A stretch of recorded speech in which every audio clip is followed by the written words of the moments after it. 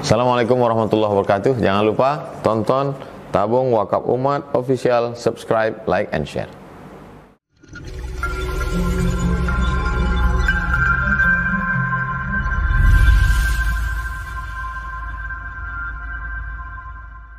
Bismillahirrahmanirrahim. Assalamualaikum warahmatullahi wabarakatuh.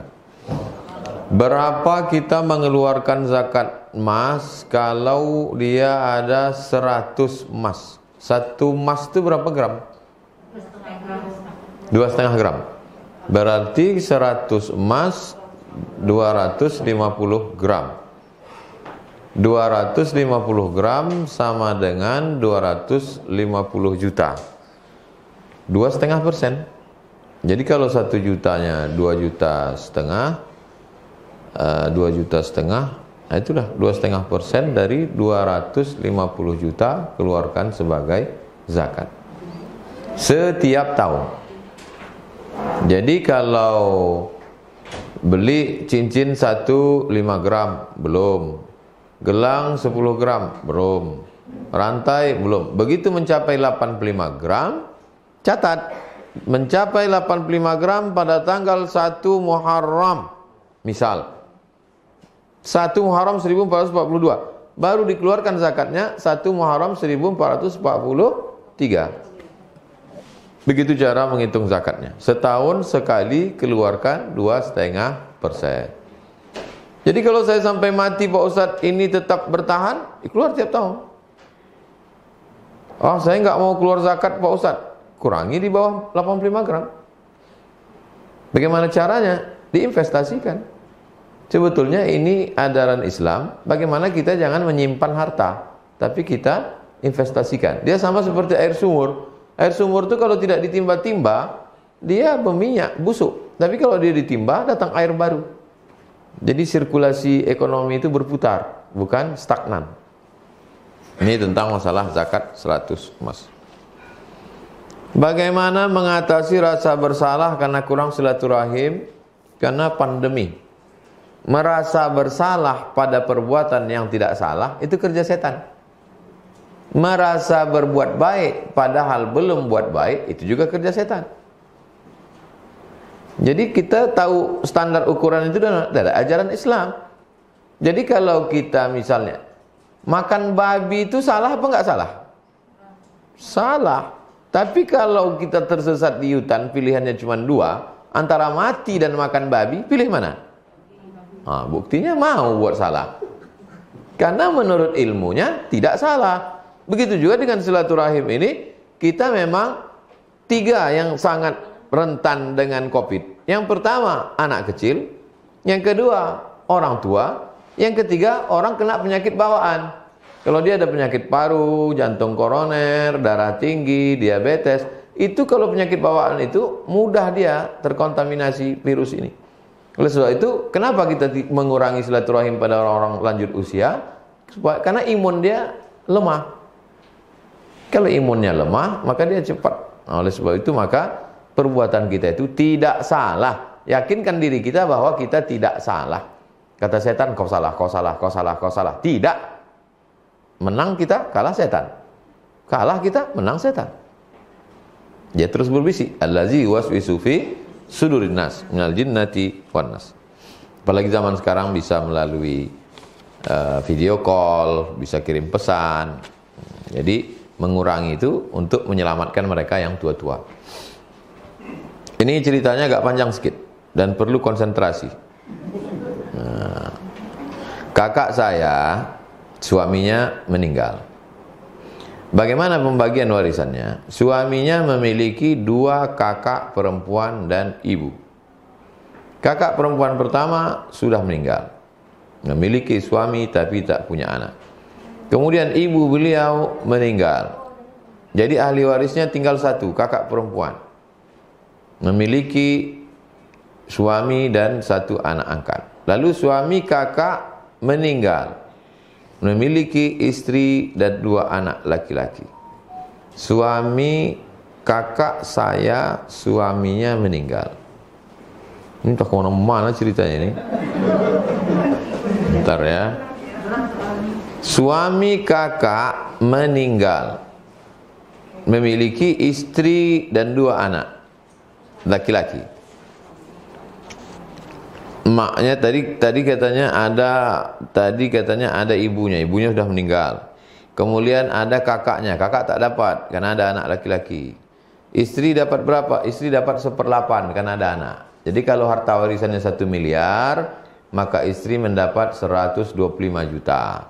Yang 875 tadi kemana? 875 dibagi 2 karena dia ada anak laki-laki 2. Kakaknya dapat apa tak dapat? Kakak tak dapat karena ada anak laki-laki. Kalau ibu punya anak perempuan, tak ada anak laki-laki, itu saudara kandung dapat. Tapi kalau ibu ada anak laki-laki, saudara kandung tak dapat. Makanya banyak orang kadang, aduh saya sedih nih Pak Ustadz, tak punya anak laki-laki. Nah, itu maksud dia tuh. Ini istri dapat 1/8. Sisanya bagikan kedua anak laki-laki. Habis asobah. Asobah, anak laki-laki itu menghabisi. Habis. Selama ini sewaktu suaminya masih hidup, kakak perempuannya enggan untuk membagi warisan. Apalagi sekarang. Jika tidak dibicarakan, kemana? Kemana kakak perempuan saya mau mengadukan? Mengadu ke pengadilan agama. Datang ke pengadilan agama, adukan bahwa ini harta warisan ditahan orang. Nanti pengadilan agama akan membahas ini, lalu pengadilan agama bisa menyita. Di pengadilan agama itu ada juru sita. Juru sita akan dikawal oleh polisi untuk mengambil harta bapak ibu untuk diserahkan ke ibu kalau memang ibu pemiliknya. Nah, jadi negara kita ini negara hukum, bukan negara hutan. Walaupun banyak hutan. Kita lanjutkan. Kalau kita rutin memberikan rezeki kita ke kakek dan nenek sendiri, apakah itu disebut sebagai sedekah? Kullu khairin, kullu ma'rufin sedekah. Semua perbuatan baik sedekah. Seorang suami memberikan nafkah pada istrinya, padahal nafkah itu wajib, tapi dia terhitung juga sedekah. Likulli sulama minkum sedekah. Setiap tulang-tulang sendi kamu ini sedekah. Likulli tasbihatin sedekah. Kullu ma'rufin sedekah. Semua perbuatan baik sedekah. Baik, perbuatan baik tadi ada 3. Pertama, badan. Kedua, harta. Ketiga, hati. Semoga Ustaz selalu diberikan badan sehat, umur panjang. Amin. Bagaimana kita, apakah bagus ke masjid atau sholat di rumah saja? Sementara masjid dekat dengan rumah kita. Mohon penjelasannya Pak Ustaz. Kalau zona hijau, zona kuning, ke masjid ikut protokol kesehatan. Kalau zona merah macam Jakarta, kalau mau ke masjid. Tapi kalau bersin-bersin, batuk, demam, jangan. Anak kecil jangan, orang tua renta jangan, ada penyakit bawaan jangan. Sholat di rumah baik, sholat di masjid lebih baik. Tapi ketika terjadi kasus, maka menolak mudarat lebih utama. Islam bukan menyuruh kita mati konyol. Islam ini agama yang rasional. Ustaz, bagaimana bersikap dan menjaga lisan agar tidak menghibah orang lain? Diam. Mulut saya tak sanggup diam Pak Ustaz, mau bercakap saja. Zikir. Allahumma sholli ala Allahumma sholli ala Allah. La ilaha illallah, la ilaha. Saya tak tahan kawan saya ngajak Pak Ustaz. Izin sama dia. Aku mau izin, kita ini ada urusan sedikit. Memangnya kalau kita masuk neraka mau dia ngawani kita? Mana mau? Masuk neraka sendiri-sendiri. Al-akhilla yauma idzin ba'dhum li ba'dhin adu. Orang-orang yang berteman di dunia ini di akhirat nanti bermusuhan, berkelahi. Illal muttaqun, kecuali orang bertakwa. Orang bertakwa di dunia berkawan, di akhirat berkawan. Nasabah BNI Syariah berteman di dunia, bertetangga di surga. Jadikan update status. Ini pertanyaan terakhir yang bisa menjawabnya pakar ekonomi Islam dari Yayasan Tabung Wakaf. Beliau S1, S2-nya memang ekonomi Islam. Ustadz Noki Sapriyadi, MA, LCMA. Kasih ke Ustadz Noki.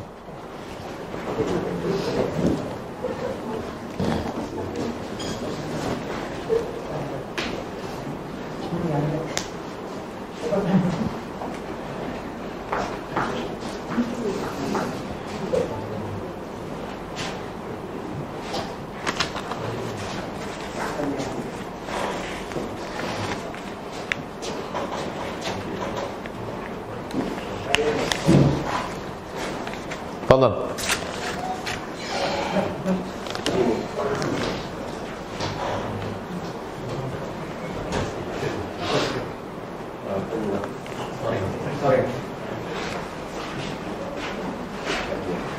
Baik, Assalamualaikum warahmatullahi wabarakatuh. Waalaikumsalam warahmatullahi wabarakatuh. Mohon izin Tuan Guru, Pak Ustaz, Bapak Ibu sekalian, hadirin yang dimuliakan Allah Subhanahu wa taala.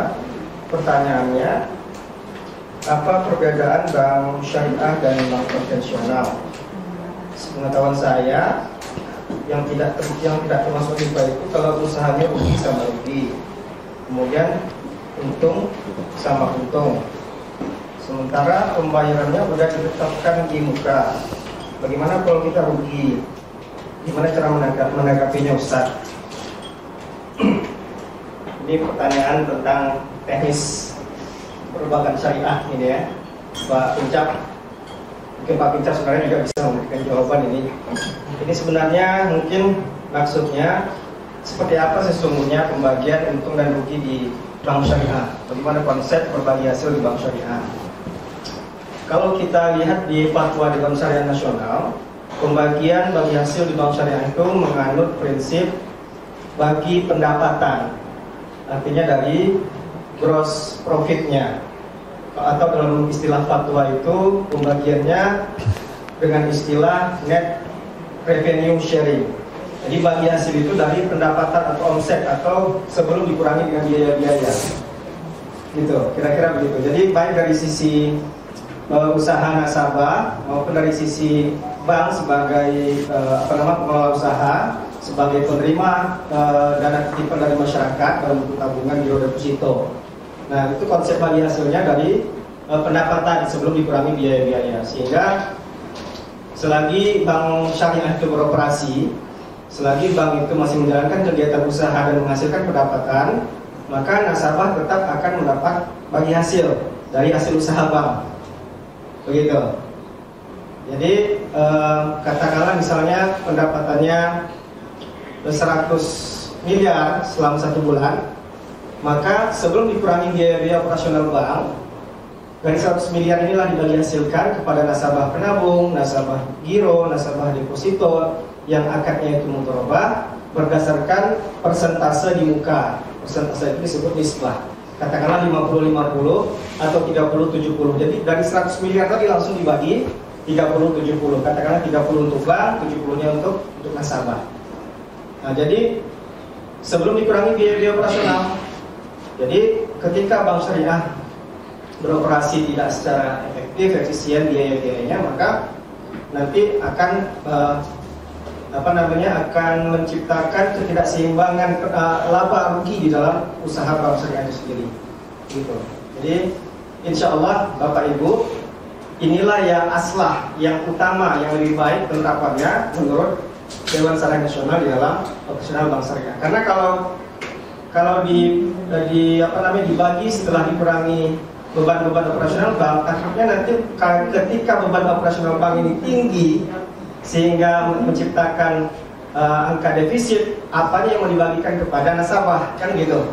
Pendapatan 100, ternyata biaya operasional bank 120 juta, 120 miliar, minus 20. Kalau minus 20, apa yang dibagi kepada pemilik dana, tabungan deposito dan giro kita. Jadi menurut Dewan Syariah Nasional, metode net revenue sharing inilah yang paling asal untuk kondisi perbankan Indonesia saat ini, karena masyarakat kita jujur masih belum terbiasa dengan pola sharing bagi hasil ini, sehingga ketika nanti tidak dapat bagi hasil dari bank syariah, ketika biaya operasional bank tinggi, maka nasabah akan menarik dananya dari bank syariah, gitu. Nah, kira-kira penjelasannya begitu, Bapak Ibu. Tadi yang bertanya pertanyaan seperti ini. Jadi ini tergantung pilihan kita saja, bisa memilih net revenue sharing atau memilih net profit. Tetapi untuk konteks Indonesia saat ini itu masih diutamakan kita memilih pilihan net revenue sharing, yaitu bagi hasil dari pendapatan sebelum dikurangi biaya operasional. Barangkali demikian, Ustaz Tuan Guru, mudah-mudahan bisa memberikan jawaban. Nanti ke depan jika ada pertanyaan-pertanyaan terkait ekonomi dan keuangan syariah, bisa kita sharing melalui Yayasan Tabung Wakaf Umat, karena di YTWU sesungguhnya kita memiliki stok para asatis yang memiliki keahlian di bidangnya masing-masing, tidak hanya di bidang ekonomi dan keuangan syariah, juga ada di bidang fikih muamalah, di bidang hukum keluarga, bidang dan lain sebagainya. Insya Allah para asatis kita siap membuka ruang konsultasi baik secara langsung maupun online di nomor kontak nanti yang akan diinformasikan, barangkali di brosur juga sudah tersedia. Silakan berkonsultasi.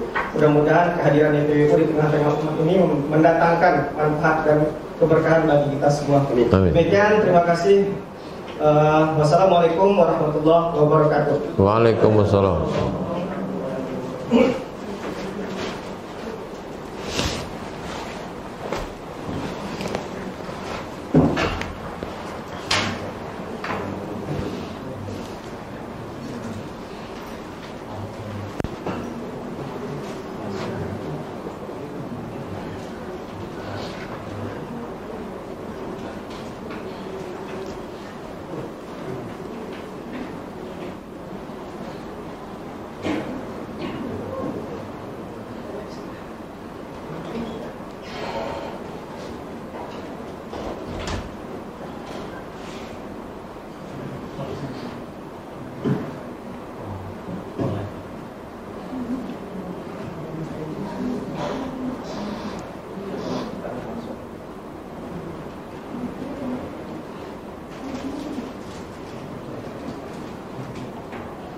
Ya, baik. Ini sepertinya masih ada pertanyaan yang belum dijawab. Mungkin Ustadz boleh sedikit waktunya lagi ya Ustadz ya. Antusias dari sahabat kita yang sudah join di webinar ini ramai sekali nih. Mungkin boleh yang beruntung boleh kita bacakan satu atau dua. Boleh, silakan. Langsung saja dari Ibu Rini Nizar MSI ini Ustadz. Pertanyaannya, Assalamualaikum, boleh bertanya Ustadz, bagaimanakah hukum zakat untuk harta warisan? Mungkin satu dulu, nanti boleh kita bacakan yang selanjutnya. Ustadz boleh dibantu, dipersilakan untuk menjawab pertanyaan dari Ibu Rini Nizar. Bismillahirrahmanirrahim. Assalamualaikum warahmatullahi wabarakatuh. Ketika seseorang meninggal dunia, maka di detik itu juga hartanya sudah berpindah hak milik menjadi milik ahli waris. Oleh sebab itu, maka kewajiban membayarkan zakat sudah menjadi kewajiban ahli waris. Jadi ketika meninggal orang jam 8, maka jam 8 lewat 1 menit, lewat 1 detik, saat itu harta-harta itu sudah berpindah. Makanya secepat-cepatnya ahli waris itu mulai membahas, mulai menginventarisir harta warisan. Setelah itu segera dikeluarkan min ba'di wasiatin, keluarkan wasiat. Wasiat tidak boleh lebih dari sepertiga harta. Jadi kalau hartanya 1 miliar, wasiat hanya boleh 333. 666 itu masih milik ahli waris. Makanya kadang kita dapati jangan beli ruko ini bermasalah, karena mereka bagi sebelum keluarkan wasiat. Yang kedua, audain, bayar utang. Banyak orang kaya hartanya 1 miliar, utangnya 10. Oleh sebab itu bayar utang dulu semua. Setelah habis bayar utang, sisanya itu barulah dibagi kepada ahli waris. Dalam bentuk tanah, ruko, benda bergerak, emas, duit. Setelah dibagi, kalau ada di antara ahli waris itu yang mendapatkan jatah di atas 85 gram emas, barulah dia kena zakat setelah disimpan setahun. Jadi kalau meninggalnya 1 Muharram, meninggal 1 Muharram, kebetulan tidak disetting, memang 1 Muharram. Meninggal 1 Muharram, dibagi tanggal 2 Muharram, 2 Muharram 1443, barulah dikeluarkan zakat. Kau berapa dapat zakat? Dapat 1 ruko Pak Ustaz. Berapa harga ruko itu? Harga ruko itu 1 miliar. Nggak ada zakatnya. Tapi kemudian ruko itu disewa orang. Sewanya 1 tahun 100 juta. maka dikeluarkan zakat dari 100 juta, bukan dari 1 miliar. Gitu. Orang tua meninggal, dapat zakat, dapat harta warisan mobil. Kau dapat apa? Dapat mobil. Mantap mobilnya. Mantap Pak Ustadz, pintunya 1. Oh, mahal tuh. Berapa harganya? 5 miliar. Tak ada zakatnya. Dijualnya mobil itu, berubah jadi duit, baru ada zakatnya. Atau mobil itu tidak dia jual, tapi mobil itu disewakannya. Hari Sabtu, hari Ahad dipakai pengantin. Mobil pengantin sekali pakai 100 juta. Kebetulan orang kaya semua. Orang kaya yang bersinnya keluar duit. Sabtu 100, hari Ahad 100, sebulan dapat 800. Maka keluar zakatnya dari 800, bukan dari 5 miliar. Nah, begitulah menghitung zakat bagi yang dapat warisan. Saya anjurkan warisan zakatnya dihitung setelah dapat warisan. Sebelum dapatnya itu hitung dulu. Wallahu a'lam bishawab. Ya. Baik, terima kasih Ustaz. Untuk pertanyaan selanjutnya, ini ada dari Ibu Islam Medina. Pertanyaannya Ustaz, sebelum pandemi kita bekerja 8 jam. Sebelum pandemi dan setelahnya kita bekerja 5 jam. Sementara tidak ada pemotongan gaji. Bagaimana hukum gaji yang diterima Ustaz? Silakan jawab Ustaz. Jarang-jarang orang jujur begini. Biasanya yang komplain pengurangan. Ini makhluk-makhluk yang perlu dibudidayakan. Mudah-mudahan makin banyak orang jujur di Indonesia. Kita sebagai karyawan, maka kita punya perusahaan. Kalau udah ada kesepakatan antara karyawan dengan perusahaan, kata si perusahaan, kalian kerja 5 jam, tetap kami gaji full karena kami mengharapkan barokah, ini kami izin lillahi ta'ala, maka halal. Hanya saja mungkin dia tidak melihat waktunya, tapi kualitas kerjanya. Karena ada model perusahaan itu dia tidak melihat waktu, tapi kualitas. Sama seperti dosen dan pegawai. Pegawai yang kerja di kantor masuk jam 8 pulang jam 4. Dosen tidak begitu. Dosen masuk 90 menit, 2 kelas, 3 kelas. Yang dilihat bukan kuantitasnya, tapi kualitas. Gaji bisa lebih banyak. Oleh sebab itu maka kebijaksanaan perusahaan membenarkan orang kerja 5 jam dengan gaji tetap, itu rahmat yang tak terhingga. Saya baru dengar sekarang. Di tempat lain dirumahkan, di PHK, tapi rupanya ada. Kabar gembira, mudah-mudahan perusahaannya mendapatkan kelipatan rezeki yang melimpah ruah, insyaallah. Amin. Demikian, wallahu a'lam.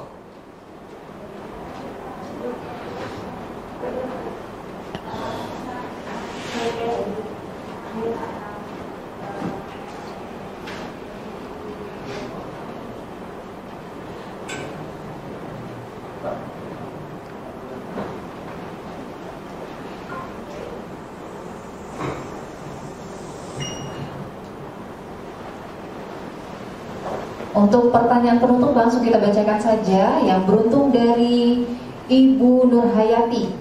Ustadz mau bertanya, bagaimana agar tetap istiqomah dan sabar menghadapi masalah hidup nih Ustadz?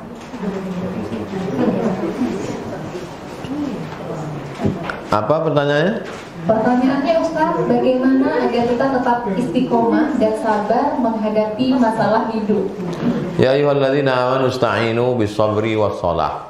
Menghadapi masalah hidup ini pertama sabar. Sabar itu artinya menahan. Tahan tangan, jangan sampai mencakar-cakar muka, menarik-narik rambut, menyobek-nyobek baju. Laisa minna man darabal khudud wa syaqqal juyub. Siapa yang menyobek-nyobek baju, menarik-narik rambut, bukan umatku, kata Nabi. Karena orang kalau sudah tak sabar, tangannya itu mencakar-cakar. Apalagi kalau yang dicakar muka orang.